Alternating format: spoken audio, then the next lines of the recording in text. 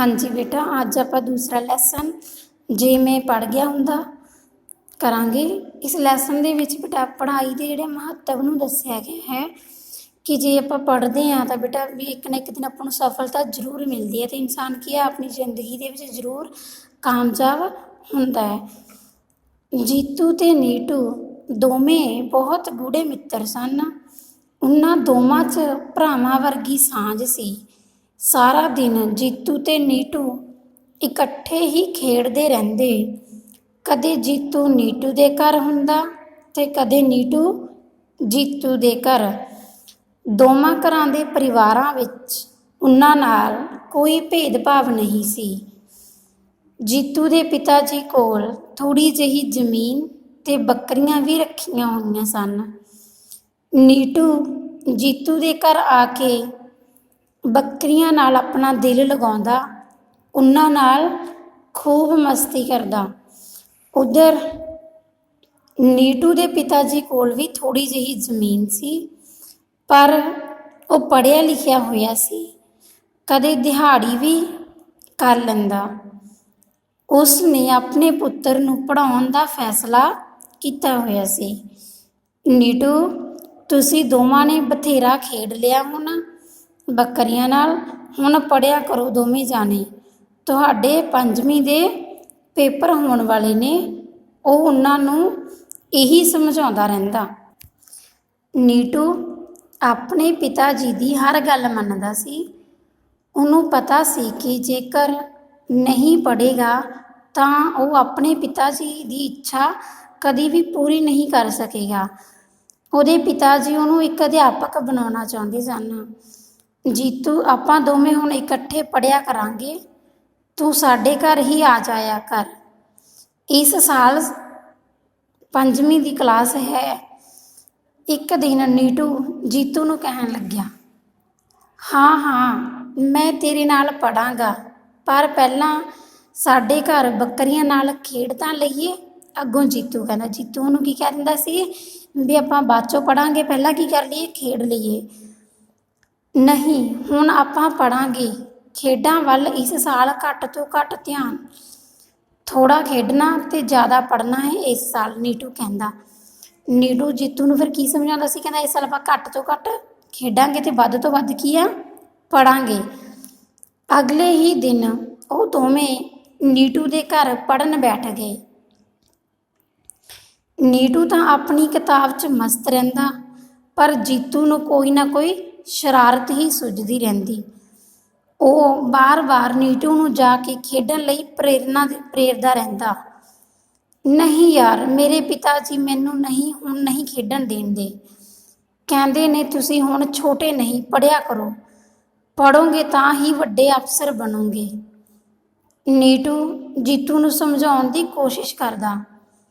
ਨਾ, ਮੈਂ ਤਾਂ ਚੱਲਿਆ ਹੁਣ ਅਮਰੂਦਾਂ ਵਾਲੇ ਖੇਤ ਨੂੰ, ਚੱਲ ਤੂੰ ਵੀ ਚੱਲ, ਅਮਰੂਦ ਖਾਂਦਿਆਂ ਚੱਲ ਕੇ ਨਾਲੇ ਗੱਪਾਂ ਮਾਰਾਂਗੇ। ਜੀਤੂ ਬੋਲਿਆ, ਮੈਂ ਤਾਂ ਰੋਜ਼ਾਨਾ ਪੜ੍ਹਿਆ ਕਰਨਾ, ਥੋੜ੍ਹਾ ਟਾਈਮ ਸ਼ਾਮ ਨੂੰ ਆਪਾਂ ਖੇਡਿਆ ਵੀ ਕਰਾਂਗੇ। ਨੀਟੂ ਕਹਿਣ ਲੱਗਾ, ਪਰ ਜੀਤੂ ਪੜ੍ਹਾਈ ਵਿੱਚ ਹੀ ਛੱਡ ਕੇ ਅਮਰੂਦਾਂ ਵਾਲੇ ਖੇਤ ਨੂੰ ਤੁਰ ਗਿਆ। ਨੀਟੂ ਉਸ ਨੂੰ ਆਵਾਜ਼ਾਂ ਹੀ ਮਾਰਦਾ ਰਹਿ ਗਿਆ। ਉਹ ਸਾਰਾ ਦਿਨ ਬੀਤ ਗਿਆ। ਅਗਲੇ ਦਿਨ ਨੀਟੂ ਤੇ ਜੀਤੂ ਇਕੱਠੇ ਸਕੂਲ ਗਏ।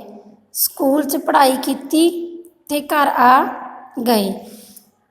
ਨੀਟੂ ਨੇ ਫਿਰ ਜੀਤੂ ਨੂੰ ਚਾਹ ਪਾਣੀ ਪੀ ਕੇ ਘਰ ਆਉਣ ਲਈ ਕਿਹਾ ਸੀ, ਪਰ ਉਹ ਘਰ ਪੜ੍ਹਨ ਲਈ ਨਹੀਂ ਸੀ ਆਇਆ। ਓਏ, ਤੂੰ ਗਿਆ ਨਹੀਂ ਨੀਟੂ ਦੇ ਘਰ? ਉਹ ਕੱਲ੍ਹ ਤੈਨੂੰ ਲੈਣ ਲਈ ਆਇਆ ਤਾਂ ਕਹਿੰਦਾ ਸੀ ਅਸੀਂ ਰੋਜ਼ਾਨਾ ਹੁਣ ਸਕੂਲ ਤੋਂ ਬਾਅਦ ਵੀ ਪੜ੍ਹਿਆ ਕਰਨਾ, ਤੂੰ ਕਿਉਂ ਨਹੀਂ ਗਿਆ? ਜੀਤੂ ਦੇ ਪਿਤਾ ਜੀ ਬੋਲੇ, ਮੇਰਾ ਮਨ ਨਹੀਂ ਕਰਦਾ ਸ਼ਾਮ ਨੂੰ ਪੜ੍ਹਨ ਨੂੰ, ਸਾਰਾ ਦਿਨ ਪੜ੍ਹਾਈ ਥੋੜ੍ਹਾ ਨਾ ਹੁੰਦੀ ਏ, ਉਹਦਾ ਕੀ ਏ, ਆਪਾਂ ਤਾਂ ਇਵੇਂ ਹੀ ਪੜ੍ਹ ਜਾਣਾ। ਜੀਤੂ ਲਾਪਰਵਾਹੀ ਨਾਲ ਬੋਲਿਆ।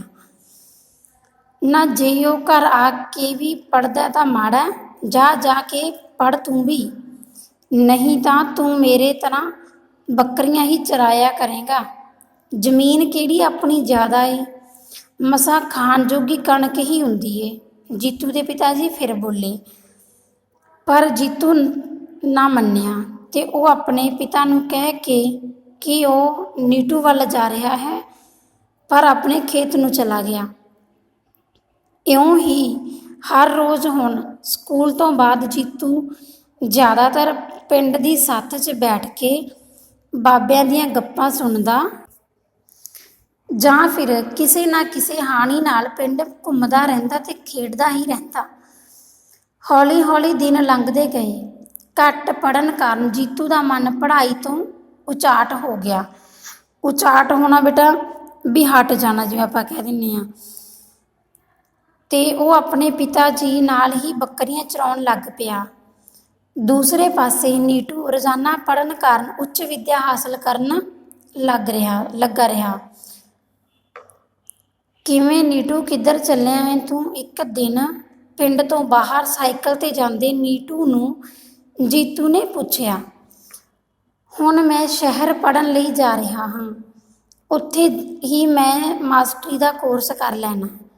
ਖੁਸ਼ ਹੁੰਦਾ ਹੋਇਆ ਨੀਟੂ ਬੋਲਿਆ।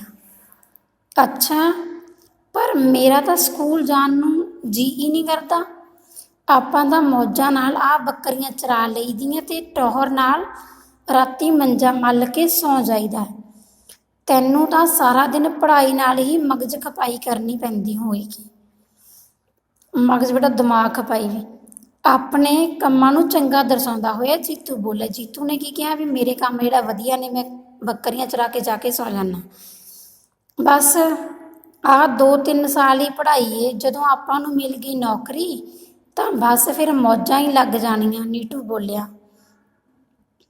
ਨੌਕਰੀਆਂ ਕਿਹੜੀਆਂ ਧਰੀਆਂ ਪਈਆਂ ਨੇ ਇੱਥੇ, ਕਰਨੀ ਤਾਂ ਤੂੰ ਫਿਰ ਇੱਥੇ ਦਿਹਾੜੀ ਹੀ ਏ। ਜੀਤੂ ਨੀਟੂ ਦੀ ਗੱਲ ਨੂੰ ਨਕਾਰਦਾ ਉਹ ਬੋਲਿਆ, ਆਪਣੇ ਵੱਲੋਂ ਕੋਈ ਕਸਰ ਨਹੀਂ ਛੱਡਣੀ ਚਾਹੀਦੀ, ਮਿਹਨਤ ਦਾ ਫਲ ਜ਼ਰੂਰ ਮਿਲਦਾ ਹੈ। ਕਹਿੰਦਾ ਹੋਇਆ ਨੀਟੂ ਆਪਣਾ ਸਾਈਕਲ ਚਲਾ ਕੇ ਸ਼ਹਿਰ ਵੱਲ ਤੁਰ ਪਿਆ। ਇਉਂ ਹੀ ਹੌਲੀ ਹੌਲੀ ਨੀਟੂ ਜਵਾਨ ਹੋ ਗਿਆ ਸੀ। ਉਸਨੇ ਮਾਸਟਰੀ ਦਾ ਕੋਰਸ ਕਰ ਲਿਆ ਤੇ ਨਾਲ ਹੀ ਉਸ ਨੂੰ ਅਸਾਮੀਆਂ ਨਿਕਲਣ ਕਾਰਨ ਪਿੰਡ 'ਚ ਹੀ ਮਾਸਟਰ ਦੀ ਨੌਕਰੀ ਮਿਲ ਗਈ। ਹੁਣ ਨੀਟੂ ਬਹੁਤ ਖੁਸ਼ ਸੀ। ਘਰ ਤੋਂ ਕੁਝ ਹੀ ਦੂਰੀ 'ਤੇ ਹੀ ਸਰਕਾਰੀ ਪ੍ਰਾਇਮਰੀ ਸਕੂਲ ਸੀ। ਸਾਰੇ ਪਿੰਡ 'ਚ ਨੀਟੂ ਦੀ ਪੂਰੀ ਕਦਰ ਹੋ ਗਈ ਸੀ। ਕੁਝ ਚਿਰਾਂ ਬਾਅਦ ਨੀਟੂ ਦਾ ਵਿਆਹ ਵੀ ਹੋ ਗਿਆ। ਨੌਕਰੀ ਕਾਰਨ ਚੰਗਾ ਘਰ ਮਿਲਿਆ। ਘਰ ਵਿੱਚ ਲਹਿਰਾਂ ਵਹਿਰਾਂ ਹੋ ਗਈਆਂ। ਉਹਦਾ ਡੈਡੀ ਹੁਣ ਆਪਣੇ ਪੁੱਤਰ 'ਤੇ ਬਹੁਤ ਖੁਸ਼ ਸੀ। ਹੁਣ ਪਿੰਡ ਦੇ ਸਾਰੇ ਕੰਮਾਂ 'ਚ ਉਸ ਦੀ ਸ਼ਮੂਲੀਅਤ ਜ਼ਰੂਰੀ ਸਮਝੀ ਜਾਂਦੀ ਸੀ।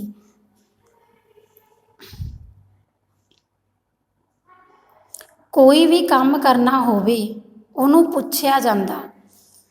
ਦੂਜੇ ਪਾਸੇ ਜੀਤੂ ਬੱਕਰੀਆਂ ਚਰਾਉਂਦਾ ਰਹਿੰਦਾ ਤੇ ਧੁੱਪ ਛਾਂ ਵਿੱਚ ਰਹਿਣ ਕਾਰਨ ਉਹਦਾ ਰੰਗ ਵੀ ਪਹਿਲਾਂ ਨਾਲੋਂ ਕਿਤੇ ਜ਼ਿਆਦਾ ਪੀਲਾ ਪੈ ਗਿਆ। ਦੇਖਣ ਨੂੰ ਵੀ ਉਹ ਮਾੜਚੂ ਜਿਹਾ ਹੀ ਲੱਗਦਾ। ਤੇਰੀਆਂ ਤਾਂ ਨੀਟੂ ਟੌਹਰਾਂ ਹੋ ਗਈਆਂ ਬਈ, ਇੱਕ ਦਿਨ ਜੀਤੂ ਨੇ ਸਵੇਰੇ ਹੀ ਸਕੂਲ ਜਾਂਦਿਆਂ ਵੇਖ ਕੇ ਕਿਹਾ। ਆਪਾਂ ਮਿਹਨਤ ਕਿਹੜੀ ਥੋੜ੍ਹੀ ਕੀਤੀ ਏ, ਮਿਹਨਤ ਦਾ ਬਸ ਫਲ ਹੀ ਮਿਲਿਆ ਜੀਤੂ, ਉਸਨੇ ਜੀਤੂ ਵੱਲ ਵੇਖ ਕੇ ਕਿਹਾ। ਤੇਰੀ ਗੱਲ ਵੀ ਠੀਕ ਹੈ, ਤੇਰਾ ਡੈਡੀ ਤੈਨੂੰ ਪੜ੍ਹਾਉਂਦਾ ਰਿਹਾ ਤੇ ਤੂੰ ਪੜ੍ਹਦਾ ਰਿਹਾ, ਪਰ ਮੈਨੂੰ ਮੇਰੇ ਡੈਡੀ ਨੇ ਪੜ੍ਹਾਉਣ ਦੀ ਕੋਸ਼ਿਸ਼ ਤਾਂ ਕੀਤੀ, ਪਰ ਮੈਂ ਕੁਝ ਨਾ ਪੜ੍ਹ ਸਕਿਆ। ਮੈਂ ਹਮੇਸ਼ਾ ਸੋਚਦਾ ਸੀ ਕਿ ਇਹਨਾਂ ਪੜ੍ਹਾਈਆਂ ਨਾਲ ਕੁਝ ਨਹੀਂ ਬਣਨਾ, ਕੰਮ ਤਾਂ ਸਾਨੂੰ ਇਹੀ ਕਰਨੇ ਪੈਣੇ ਆ। ਉਦਾਸੀ ਦੀ ਸੁਰ 'ਚ ਜੀਤੂ ਬੋਲਿਆ। ਨਹੀਂ ਜੀਤੂ, ਇਹ ਗੱਲ ਨਹੀਂ ਏ। ਬੰਦਾ ਜੇਕਰ ਪੜ੍ਹ ਲਿਖ ਜਾਵੇਗਾ ਤਾਂ ਉਹਦੀ ਜੂਨ ਸੁਧਰ ਜਾਵੇਗੀ। ਹੁਣ ਤਾਂ ਪੜ੍ਹਨ ਵਾਲਿਆਂ ਨੂੰ ਸਲਾਮਾਂ ਨੇ, ਕੰਮ ਵੀ ਕਿਤੇ ਨਾ ਕਿਤੇ ਮਿਲ ਹੀ ਜਾਂਦਾ। ਸੱਚੀ ਗੱਲ ਤੂੰ ਕਹਿਣਾ, ਮੈਂ ਹੀ ਹੁਣ ਤੱਕ ਪਾਗਲ ਹੀ ਬਣਿਆ ਰਿਹਾ। ਆਹ ਭੇਡਾਂ ਬੱਕਰੀਆਂ 'ਚ ਮੈਂ ਕੀ ਖੱਟੂੰ ਤੇ ਆਪਣੇ ਪਰਿਵਾਰ ਨੂੰ ਕਿਵੇਂ ਪਾਲੂੰ, ਮੈਨੂੰ ਹੁਣ ਬੜੀ ਚਿੰਤਾ ਹੋ ਰਹੀ ਹੈ, ਜੀਤੂ ਬੋਲਿਆ। ਚਿੰਤਾ ਕਰਨ ਵਾਲੀ ਕੋਈ ਗੱਲ ਨਹੀਂ। ਹੁਣ ਜਿਵੇਂ ਤੇਰੇ ਡੈਡੀ ਨੇ ਤੈਨੂੰ ਪੜ੍ਹਾਉਣਾ ਚਾਹਿਆ ਸੀ ਤੇ ਤੂੰ ਪੜ੍ਹਿਆ ਨਹੀਂ, ਹੁਣ ਤੂੰ ਆਪਣੇ ਬੱਚਿਆਂ ਨੂੰ ਚੰਗੀ ਤੋਂ ਚੰਗੀ ਸਿੱਖਿਆ ਦੇ ਤਾਂ ਜੋ ਪੜ੍ਹ ਕੇ ਉਹ ਕੋਈ ਕੰਮ ਧੰਦਾ ਕਰ ਸਕਣ। ਹਾਂ, ਹੁਣ ਬਸ ਇਉਂ ਹੀ ਕਰਾਂਗਾ, ਕਹਿੰਦਾ ਹੋਇਆ ਅਤੇ ਮਨ 'ਚ ਜੇ ਮੈਂ ਵੀ ਪੜ੍ਹ ਗਿਆ ਹੁੰਦਾ ਤਾਂ ਅੱਜ ਕਿੱਧਰੇ ਮਾਸਟਰ ਹੁੰਦਾ। ਜੀਤੂ ਸੋਚਦਾ ਜੀਤੂ ਆਪਣੀਆਂ ਬੱਕਰੀਆਂ ਦੇ ਵਾੜੇ ਵੱਲ ਚੱਲ ਪਿਆ ਅਤੇ ਨੀਟੂ ਆਪਣੇ ਸਕੂਲ ਵੱਲ। ਠੀਕ ਹੈ ਬੇਟਾ।